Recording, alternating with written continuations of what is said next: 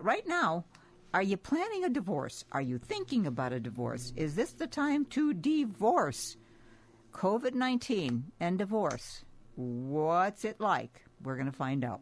If you want to be happy for the rest of your life, never make a 51. Well, if you want to be happy for the rest of your life, probably divorce is not going to be one of the things you should be doing. But stuff happens.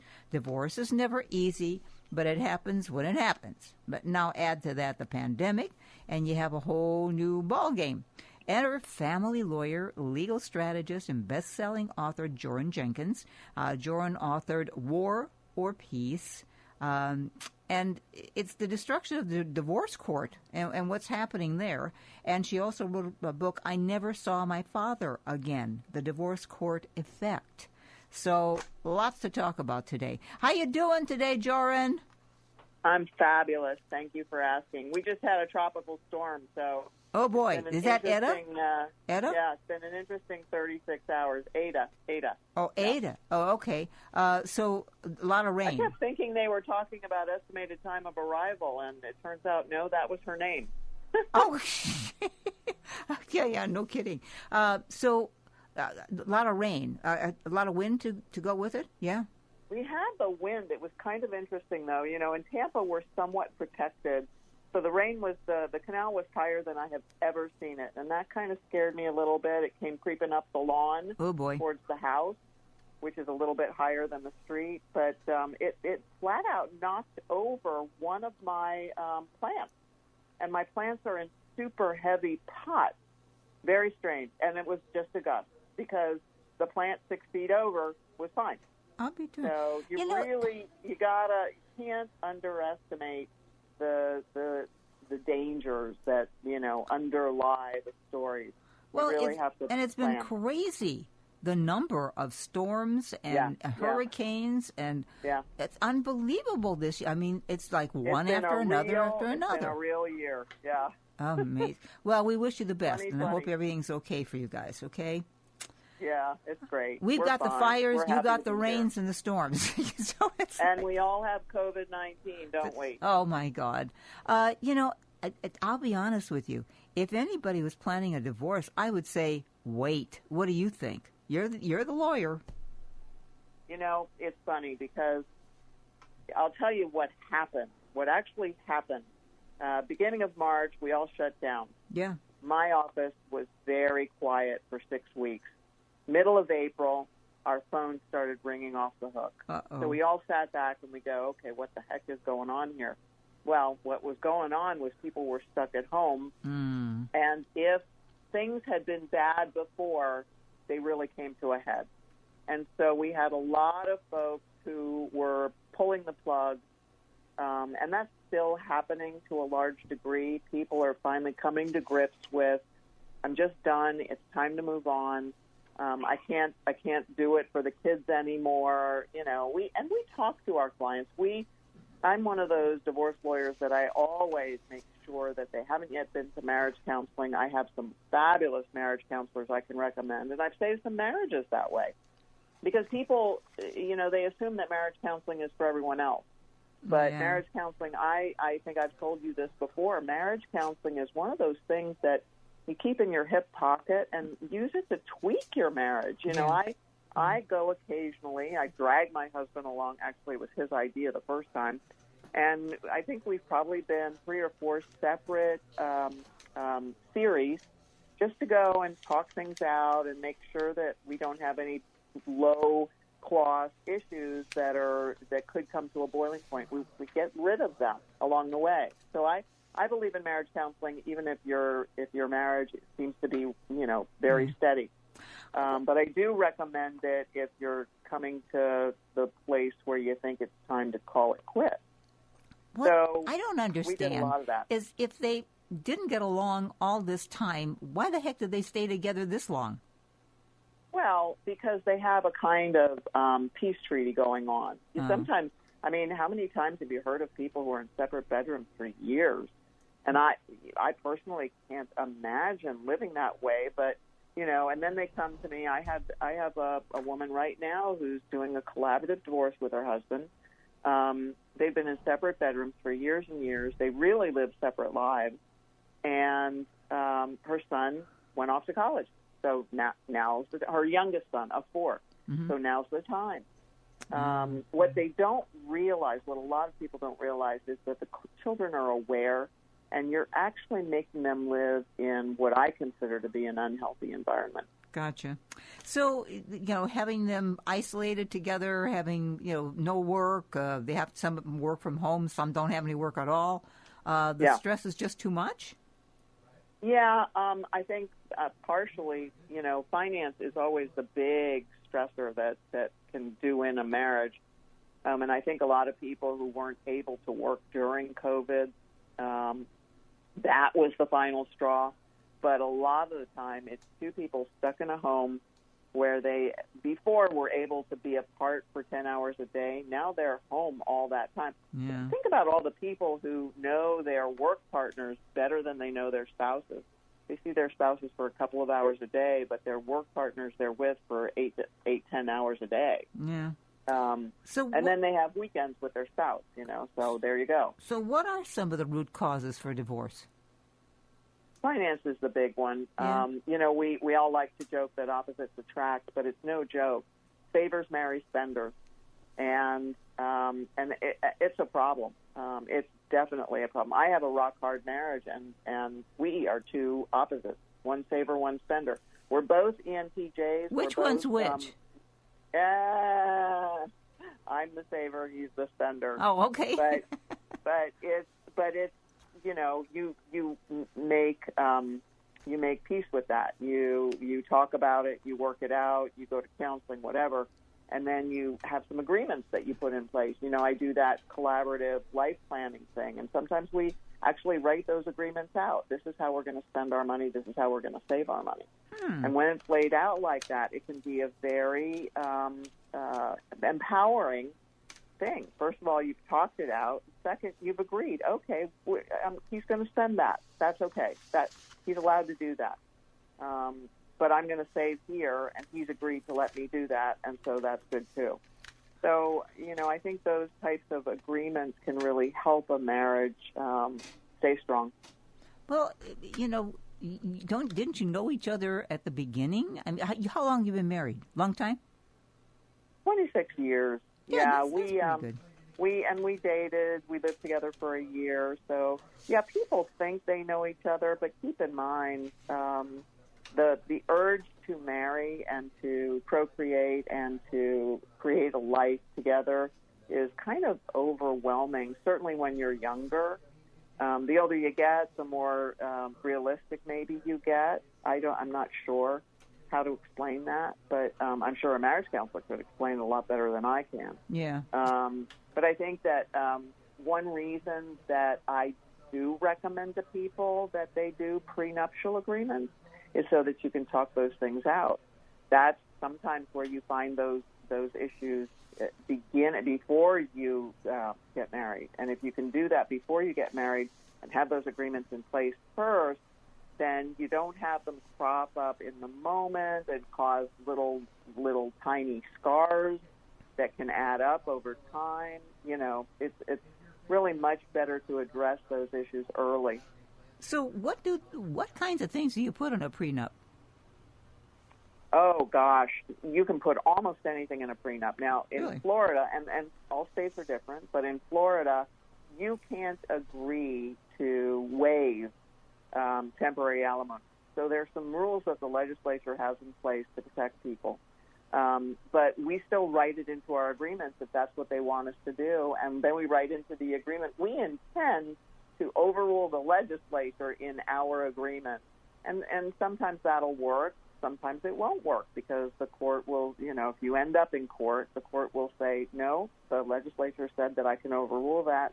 And he's really going to need some support while we get this divorce done, so I'm going to order temporary alimony. You can't really agree on some of the child issues. For example, child support, in Florida at least, belongs to the child. Period. So you cannot waive your child's right to support from the other parent. Okay. We still manage to do it. There are ways to get around it. But for the long haul, the courts are looking out for the kids first before they even look out for the spouses. Amazing. That's the court's job. Yeah, it's hard to think about a prenup because I think people get very kind of, their dander gets up when you think about a prenup. Oh, you don't love me enough to trust me. We're going to have to do a prenup. But, at the very beginning, if none of you have anything, do you need a prenup? Yes. So I'll share a couple of things. Number one. I mean, I can see if somebody has a lot of money and real estate and all that kind of thing, and they built that all up before they get married. Yeah, I think you'd have to have a prenup for that. But if you both start out, you're young, got nothing, why have one? Well, because you may not like what the legislature would do to you 20 years down the pike.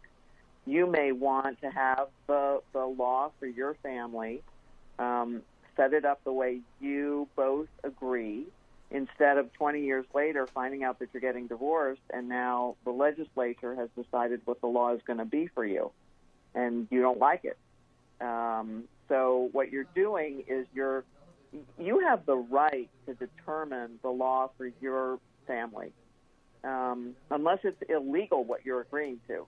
Okay. So which is why we do our collaborative divorces, because we have people who want to get divorced, but they want to stay friendly for the kids, or for whatever reason. Some of them want to stay friendly because the husband wants to move on, the wife has gone a little loopy, but he wants to continue to take care of her because she put 30 years into their marriage. Yeah. And he appreciates that, and he wants to make sure that he takes care of her. So we'll do these post-nup agreements where we make the law for their family. They both agree on what it is, and the legislature has nothing to say about it, which is a good thing. Yeah. Well, yeah, I mean, I don't want the legislature making a decision in my life, period. Right. That's exactly right. So we really try and get that done these days. I'm doing these collaborative divorces. We try and get that done with the help of a counselor and a financial geek-type person who can help manage the numbers. But if you can do it prenuptially, then, that's a much better idea. And you can always tweak it as your marriage gets older and more mature. You can always go back and rewrite a prenup. It's kind of like doing your will. Yeah. You can always change it. But if you die without a will, then you're stuck in court. Yeah. If you die without a prenup or, in fact, a postnup, then you're stuck in court, and nobody wants to be in court. Gotcha. Now, what about are people still separating? We don't have what's called separation, really, in Florida. What we have is, if you two have moved on and you're living separate, but neither of you's bothered getting a divorce, then one of you can ask the other for alimony. Oh. That's what our version of separation. Again, this is a statute, something that the legislature passed. I have never, in 40 years of practice, ever used that statute, because when people come to me and want to know about it, they end up deciding to get divorced. That's what they do.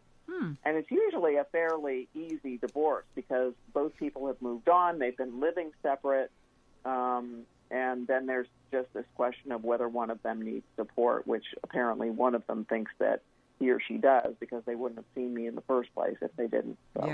So we work that out. Now, does Florida have community property?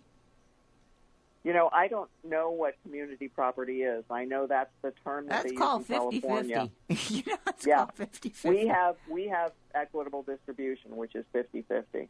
We have marital property, we have premarital property, we have extramarital property. So if I inherit something from my grandmother and I don't put it in my husband's name, it stays mine separate from the marriage, even though I inherited it during the marriage. That's called extramarital, outside the marriage. Okay. So there are those things, but during a marriage, if after 26 years, I would be hard put to find anything in this house that didn't belong to both of us. Yeah. Well, it is. If people are just married 4 or 5 years, who knows? Right. It's just the beginning. After 40, like my husband and I, 49 years, that's a long time. And with the same thing. There's nothing in this house or that we haven't done together. I mean, come on. Right. right. That's what happens. That's the way it should happen. Yeah. And so if you had done a prenup 50 years ago, that prenup, you probably, if you pulled it out now, you would not want it. You would go, this is no good. We didn't even know what our lives would look like now. That's true. Absolutely. So, are we still at the point where, you got about maybe a 50-50 chance of staying together, period? Yeah, I think that's true. The statistics say that 50% of all marriage ends in divorce. But, let's not be negative about that. We are living so much longer, and we are maturing and growing and changing, and it's the nature of humanity that's what we do. The real effort that you have to make if you're married is to grow together. And I think that's one reason why my husband and I have been to counseling 3 or 4 times, because we really work hard to grow together. I remember when he took a job with a big business. He'd been self-employed for years, and I sat my 15-year-old down and I said, okay, things are going to change around here. I'm not exactly sure what's going to happen, but your dad's going to change. His personality may change a bit because he's going to be working in a big, black tie corporation. Well, it's a funny thing. She's 31. She's visiting us from Argentina right now. And the other day she said to me, I still remember when you sat me down and you warned me that Dad was going to change. And I remember when he would come home at night and order me to get him something. Ooh. And I had no idea why he had changed so much. And then I realized, because you warned me, well, he had a secretary. And he hadn't ever had a secretary before. He always worked for himself. But now he could tell someone to go do something for him, and it just kind of leaked out at home. So, it's you have to prepare for surprises, and you can if you think ahead. I remember when I got a big case, and I was overwhelmed with work for a few months. Mm-hmm. And everyone at home knew that things were going to be a little different at home for a few months, because I had to really take care of this one client who was very demanding. So you have to make concessions in your life. You can't expect the whole world to act the way you want it to act, and that includes in your marriage. Amazing. Yeah, and especially when you have kids. If you don't, we don't have children, so that made a big difference to a certain extent.